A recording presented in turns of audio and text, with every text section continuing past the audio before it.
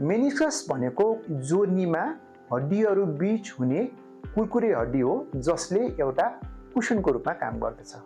अर्थात् यसले एउटा सक एब्जर्भर भनौँ न, जस्तो हाम्रो मोटरसाइकलमा सक एब्जर्भर, गाडी मोटरसाइकलमा सक एब्जर्भर हुन्छ, त्यस्तै एउटा जोर्नीमा सक एब्जर्भरको रूपमा काम गर्ने कुरकुरे हड्डी हो। यसका अन्य कामहरू पनि हुने गर्दछ।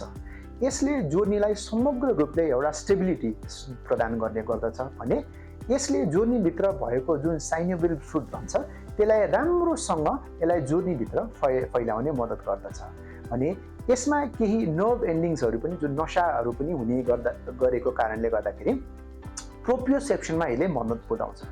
प्रोप्रियोसेप्सन भन्नाले के हो भने जतिखेर हामी उठ्छौँ, बस्छौँ, हाम्रो शरीर यो पोजिसनमा छ है, उठेको अवस्थामा छ वा बसेको अवस्थामा छ भन्ने जुन चाल दिन्छ त्यसलाई हामी प्रोप्रियोसेप्सन भन्ने गर्दछौँ।